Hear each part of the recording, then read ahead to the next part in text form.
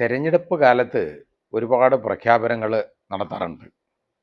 ഓരോ സ്ഥലത്തിന് it depends. അപ്പോൾ ഇവിടെ വന്നു കഴിഞ്ഞപ്പോൾ അവസാന സ്റ്റേജിൽ, ആദ്യ സ്റ്റേജിൽ അത് പറഞ്ഞില്ല. അവസാന സ്റ്റേജിൽ നമ്മുടെ ബഹുമാന്യനായ പ്രധാനമന്ത്രി ശ്രീ പിണറായി വിജയൻ്റെയും അതുപോലെ ശ്രീമതി വീണ വിജയൻ്റെയും ഇടപാടുകളെക്കുറിച്ച് അവർ നടത്തിയിരിക്കുന്ന അഴിമതികൾ ഇന്നതൊക്കെയാണെന്നൊക്കെ ഉള്ള രീതിയിൽ വിളിച്ചു പറയുകയൊക്കെ ചെയ്തു. അപ്പോൾ അന്ന് ഞാനന്നും പറഞ്ഞതാണ്, ഇതൊന്നും സംഭവിക്കാൻ പോകുന്നില്ല, ഒരു കാര്യവും ഇത് നടക്കത്തില്ല, കാര്യം ഒന്നും ചെയ്തില്ല. അത് ചെയ്തോ ചെയ്തില്ലോ എന്നുള്ളത് എന്നെ സംബന്ധിച്ചിടത്തോളം ഒരു പ്രധാനപ്പെട്ട കാര്യവും അല്ല. പിന്നെ അത് കഴിഞ്ഞതിന് ശേഷം എന്താണെന്നറിയോ, അപ്പോൾ ഇപ്പോൾ നോർത്ത് ഇന്ത്യയിലേക്ക് ചെല്ലുമ്പോൾ അവിടെ ഉള്ള പ്രശ്നങ്ങളെന്നൊക്കെ പറയുന്നത് ഏറ്റവും വലിയ ഇവിടെ ഇത് ആ കാർഡ് ഇവിടെ കളിക്കാൻ പറ്റുകയില്ല, നടക്കത്തില്ല. അതുകൊണ്ട് അവിടെ ഒരു കാർഡ് അദ്ദേഹം ഇറക്കി പുതിയതായിട്ട്.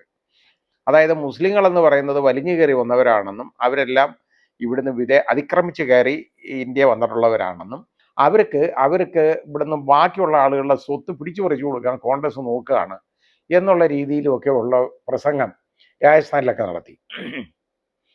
അത് കഴിഞ്ഞ് വേറെയും സ്ഥലങ്ങളിൽ നടത്തി പ്രസംഗങ്ങൾ. ഇപ്പോൾ ഫൈനലി തെലുങ്കാനയിൽ നടത്തിയ ഒരു പ്രസംഗം എന്ന് പറയുന്നത് വളരെ അതിരി വിട്ടുപോയി എന്നുള്ളതാണ് എനിക്ക് മനസ്സിലാകാവുന്നത്. കാരണം നമ്മുടെ സെക്യുലർ ഫാബ്രിക്കിന് ഏറ്റവും എതിരായിട്ടുള്ള ഒരു കാര്യമാണ് നമ്മുടെ പ്രധാനമന്ത്രി. അദ്ദേഹം പ്രധാനമന്ത്രിയാണ്, അല്ലാതെ ഒരു രാഷ്ട്രീയക്കാരനല്ല. അദ്ദേഹം വെറും രാഷ്ട്രീയക്കാരനല്ല, അദ്ദേഹം ഒരു പ്രധാനമന്ത്രിയാണ്, ഇന്ത്യയുടെ പ്രധാനമന്ത്രിയാണ്. അദ്ദേഹം പറഞ്ഞത്, ഞാൻ ജീവിച്ചിരിക്കുന്നിടത്തോളം കാലം, മാതൃഭൂമി എഴുതിയ വാചകമാണ്, സത്യമാണെന്ന് എനിക്കറിയില്ല, പത്രത്തിൽ ഇത് വന്ന അതേ വാചകം ഞാൻ പറയാണ്, ഞാൻ ജീവിച്ചിരിക്കുന്നിടത്തോളം കാലം മുസ്ലിം മതത്തിന് സംവരണം കൊടുക്കാൻ അനുവദിക്കില്ല എന്നാണ്. അത് അദ്ദേഹത്തിന് പറയാൻ എന്താ അധികാരം എന്നുള്ളത് എനിക്ക് അതറിയില്ല, ഒന്നാമത്തെ കാര്യം. പിന്നെ ആ പറഞ്ഞതിൽ പല തെറ്റുകൾ കടന്നുകൂടിയിട്ടുണ്ട്. ഒന്നാമത്, അതായത് മതത്തിൻ്റെ അടിസ്ഥാനത്തിൽ സംവരണം നടത്താൻ പാടില്ല എന്നുള്ളതാണ്. ആ പറഞ്ഞതിൽ വളരെ ബേസിക് ആയിട്ടുള്ള ഒരു മിസ്റ്റേക്ക് എന്ന് പറയുന്ന, ഒരു പിശകെന്ന് പറയുന്നത്, മുസ്ലിം എന്ന് പറയുന്ന ഒരു മതമല്ല. അത് ആദ്യം അദ്ദേഹം ഒന്ന് തിരിച്ചറിയട്ടെ. അതൊരു ജാതിയാണ്. ഇസ്ലാം എന്ന് പറയുന്നതാണ് മതം.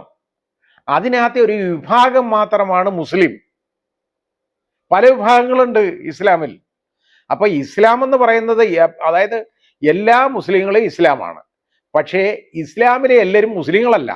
അതാണ് പ്രശ്നം. അപ്പം മുസ്ലിം എന്ന് പറയുന്ന ഒരു ജാതിയാണ്, ഇസ്ലാം എന്ന് പറയുന്നതാണ് മതം. ഇതെങ്കിലും തിരിച്ചറിഞ്ഞിട്ട് വേണ്ട ഇങ്ങനെ സംസാരിക്കാൻ.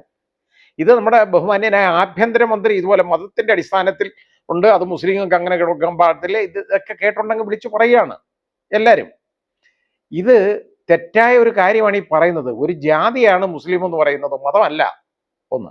ഇനി അവരെ പിന്നോക്ക വിഭാഗങ്ങളിൽ ഉൾപ്പെടുത്തിയിട്ടുണ്ടോ ഇല്ലയോ എന്നുള്ളത് അത് ഓരോ സ്റ്റേറ്റുകളെ സംബന്ധിക്കുന്ന കാര്യമാണ്. അതൊരു ഫെഡറൽ സിസ്റ്റത്തിനകത്ത് ആ സ്റ്റേറ്റുകൾക്ക് തീരുമാനിക്കാൻ ഇന്നതുപോലെ ഇന്നാരെ ഇവിടുത്തെ OBCകളുടെ ലിസ്റ്റിൽ ഉൾപ്പെടുത്തിയിട്ടുണ്ടെന്ന്. അവർ ആ നാട്ടിലെ യഥാർത്ഥത്തിൽ പിന്നോക്കക്കാരാണോ അല്ലയോ എന്ന് തീരുമാനിച്ചാണ് അത് ചെയ്യുന്നത്. അത് പിന്നോക്കക്കാരാണെങ്കിൽ പിന്നോക്കക്കാരെന്ന് പറഞ്ഞൂടെ? അതെങ്ങനെ അവരല്ലാതാവും? അവർ മുന്നോക്കക്കാരാണെങ്കിൽ മുന്നോക്കക്കാരെന്ന് പറയാം. ഇതുകൊണ്ട് എന്താ ഈ മുസ്ലിങ്ങൾക്കെതിരെ എന്താ ഈ പ്രശ്നം? മുസ്ലിം അദ്ദേഹത്തിന് എന്തോ ചെയ്തു ഈ മുസ്ലിങ്ങളെന്ന് പറയുന്നവർ?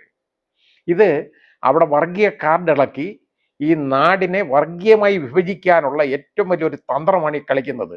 വളരെ അപകടമാണ്. തീക്കൊള്ളി കൊണ്ട് തലയുറിയുന്നെന്ന് പറയുന്നതാണ് ഇപ്പോൾ നടത്തുന്ന കാര്യം.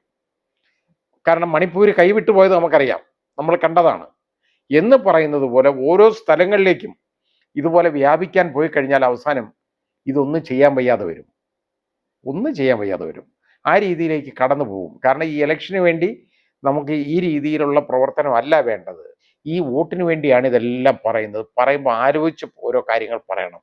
ഈ മുസ്ലിങ്ങളെന്ന് പറയുന്ന ജനങ്ങൾ ഇവിടെ വലിഞ്ഞേറി വന്നവരാണെന്നും ഒക്കെ പറയുക എന്ന് പറഞ്ഞു കഴിഞ്ഞാൽ, ഇവിടെ ആരാ വലിഞ്ഞേറി വരാത്തവര്? ഇവിടെ ആര്യന്മാർ കടന്നു വന്നിട്ടുണ്ട്. അതിനു മുമ്പേ ദ്രാവിഡർ ഇവിടെ ഉണ്ടായിരുന്നു, ക്രിസ്ത്യാനികൾ വന്നു, മുസ്ലിങ്ങൾ വന്നു, ഇതുപോലെ ഒരുപാട് ജാതിക്കാർ വന്ന്. ശരിയാണ്. അപ്പോൾ ഇതെല്ലാം വന്നു കഴിഞ്ഞപ്പോൾ ഇത് ആരും ഇവിടുത്തെ ഒരു പ്രത്യേക അവകാശമൊന്നുമില്ല ഈ ലോകത്തിന്.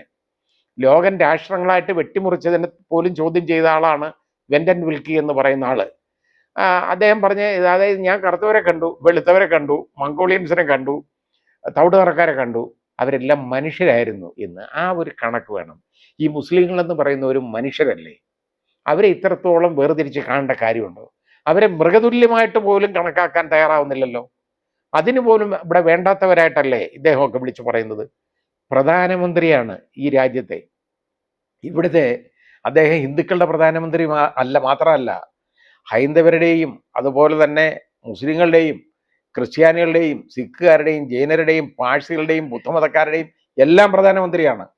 ആ ഒരു കാഴ്ചപ്പാട് ആദ്യം അദ്ദേഹത്തിന് ഉണ്ടാകണം എന്നൊരു അഭ്യർത്ഥനയുണ്ട്. ബീഫിനെ കുറിച്ചുള്ള വിവാദം അത് പറഞ്ഞു കഴിഞ്ഞാൽ ഇന്ത്യയിലെ ഏറ്റവും കൂടുതൽ ബീഫ് എക്സ്പോർട്ട് ചെയ്യുന്ന ആളുകൾ ആരാണെന്ന് നോക്കിക്കോളൂ, അന്വേഷിച്ച് നോക്കിക്കോളൂ. മുസ്ലിങ്ങളല്ല.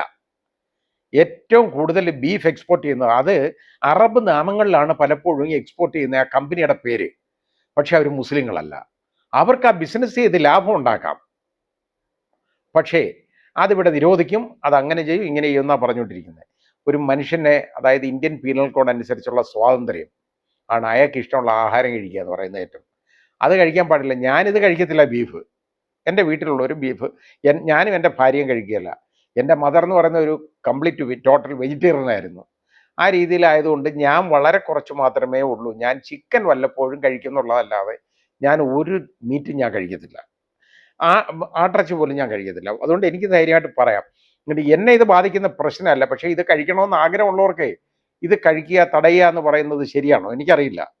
ഇനി അത് പശു എന്ന് പറയുന്നത് നമ്മളൊരു വലിയ വിശിഷ്ട മൃഗമായിട്ട് കണക്കാക്കുന്നതാണ്. ഒരു അമ്മയ്ക്ക് തുല്യമായിട്ട് കണക്കാക്കുന്നതാണ്. അതിനെ അറക്കാനും ഒന്നും പാടില്ല, ഒന്നും ചെയ്യാനും പാടില്ല.